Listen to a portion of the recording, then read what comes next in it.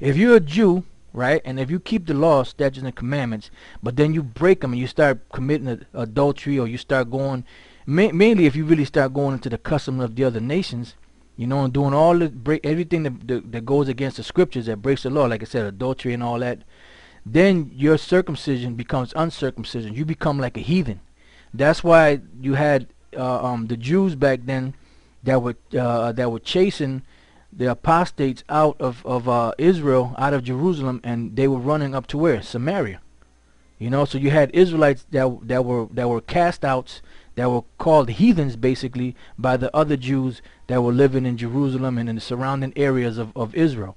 You know, so they ran where? And to where them heathens were at. And they were basically they were cast outs. They were like strangers. You know? So if you claim to keep the law and you break the law, then your circumcision is made uncircumcision. Okay?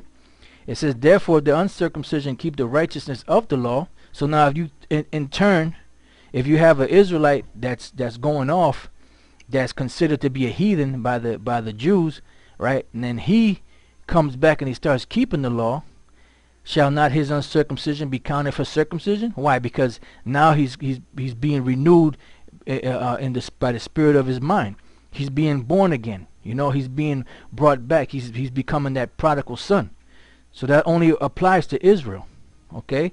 It says, and shall not uncircumcision, which is by nature, and shall not uncircumcision, which is by nature, if it fulfill the law, judge thee, who by the letter and circumcision does transgress the law. Why? Because here it is, you got this man that went off, he became a stranger, he was an Israelite foreigner, and then he came back and he started keeping the laws and started building himself back up.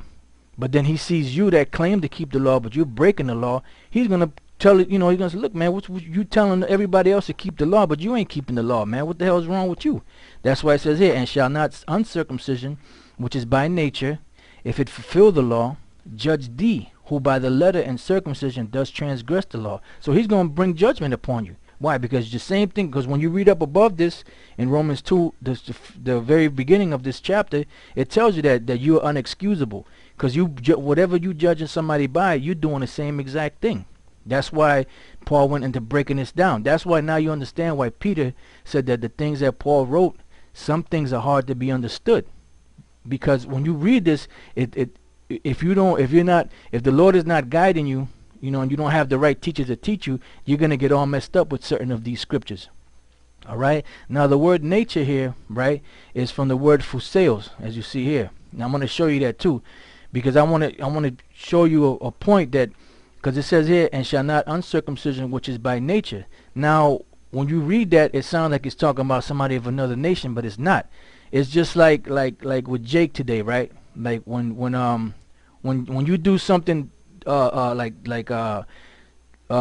know, either whether it's joking around or whatever, or whether it's something that Jake don't agree with, what's the first thing usually Jake says? You weren't brought up right, man. Your parents didn't bring you up right. You weren't taught the right way. That's why it says here, and shall not uncircumcision, which is by nature. Why? Because from the time that they were born, they weren't taught right. They weren't brought up the right way.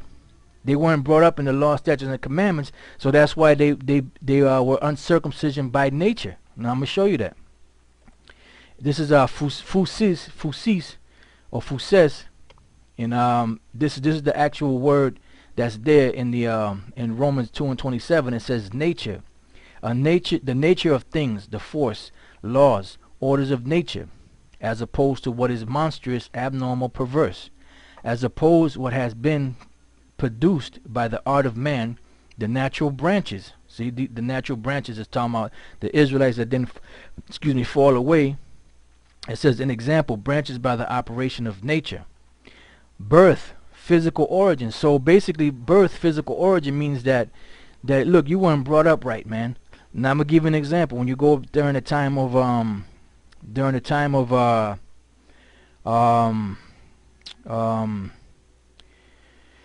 this guy Antiochus Epiphanes, he had given a decree that we weren't supposed to keep the laws, that we're not supposed to circumcise our children, we couldn't read the law, our people had to eat pork and all them different abominations and sacrifice unto their gods. And you had Israelites that were with it. So they stopped circumcising their children. So what happened when they had children and their children were born?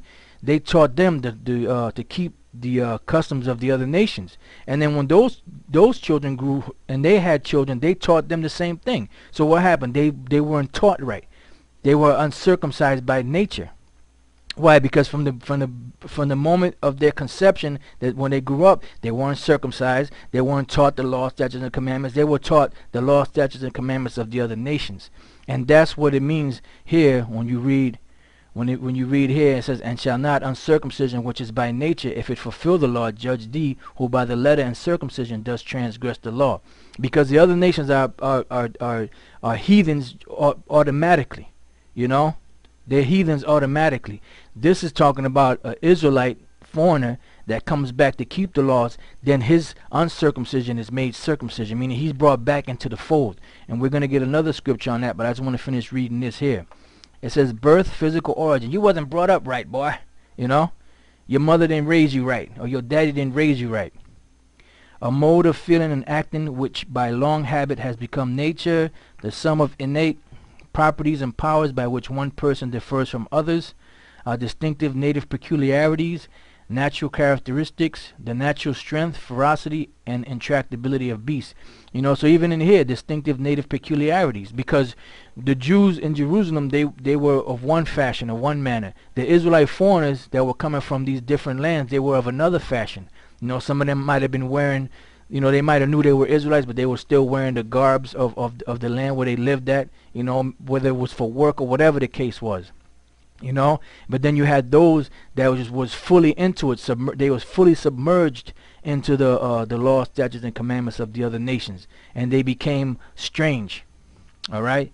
Now, I want to go here to the book of Romans 11:11, and I'm going to end it off on this scripture here, because if you don't understand that these scriptures are only dealing for Israel, then you're basically wasting your time. This is not for you.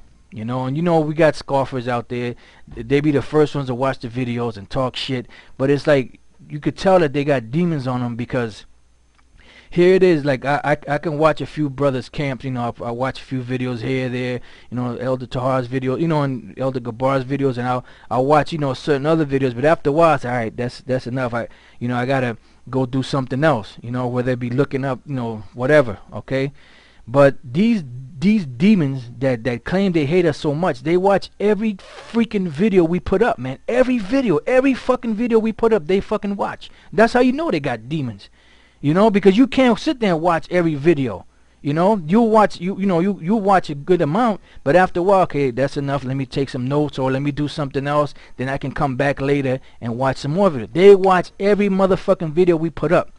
I wouldn't be surprised if they watch every video from every camp. That's how demonic these niggas are. But that's all right though. It's good. It's beautiful. Because the Lord said this was going to happen. He said it was going to happen. So the Most High said he's not a man that he should lie. Right? So now, you know what? I'm just going to go straight to the point on this. And you brothers could read through this if you want. Romans 11 chapter is not talking about the heathens of the other nations. All right? It's talking about the Israelite foreigners.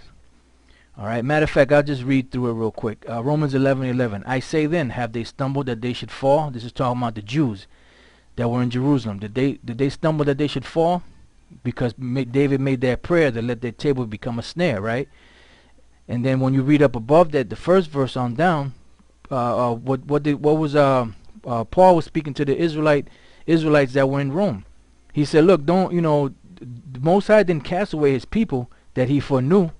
Because I also I'm an Israelite from the tribe of Benjamin. So basically he was telling them, I'm not a Jew.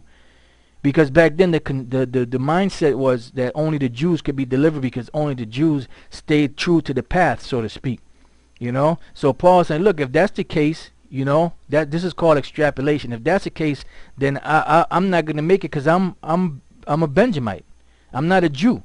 It doesn't say it that way, but when you read it, why did he tell him he was from the tribe of Benjamin? And why did he tell him that the Most High didn't forsake the people that he foreknew?